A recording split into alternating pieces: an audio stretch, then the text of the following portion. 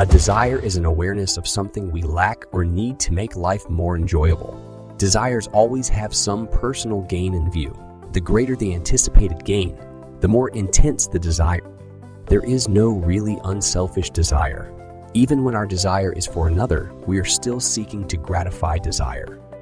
To attain our desire, we should imagine scenes implying their fulfillment and enact the scene in our imagination, if only momentarily, with a joy sufficiently felt within its limits to make it natural. It is like a child dressing up and playing queen. We must imagine we are what we would like to be. We must play it in imagination first, not as a spectator, as an actor. This lady imaginatively played queen by being where she wanted to be in her imagination. She was the true actor in this theater. She writes, "My desire was to attend a matinee performance of a famous pantomimist currently playing in one of the largest theaters of our city. Because of the intimate nature of this art, I wanted to sit in the orchestra, but I didn't have even the price of a balcony ticket. The night I determined to have this pleasure for myself. In my imagination, I fell asleep watching the wondrous performer. In my imaginal act, I sat in an orchestra center seat, heard the applause as the curtain rose and the artist came on stage, and I actually felt the intense excitement of this experience. The next day, the day of the matinee performance, my financial condition had not changed. I had exactly $1.37 in my purse. I knew I must use the dollar to buy gas for my car, which would leave me with 37 cents. But I also knew I had faithfully slept in the feeling of being at that performance. So I dressed myself for the theater.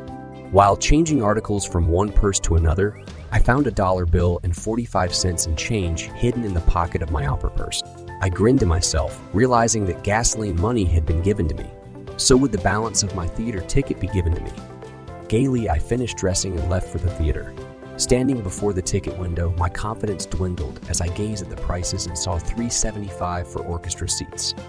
With a feeling of dismay, I turned away quickly and walked across the street to a cafe for a cup of tea.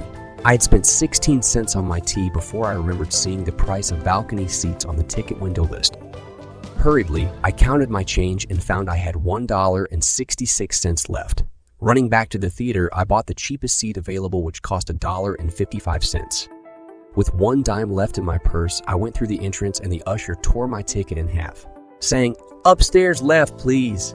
The performance was about to begin, but ignoring the usher's instructions, I walked into the main floor ladies' restroom. Still determined to sit in the orchestra section, I sat down, closed my eyes, and kept my inward sight riveted on the stage from the direction of the orchestra.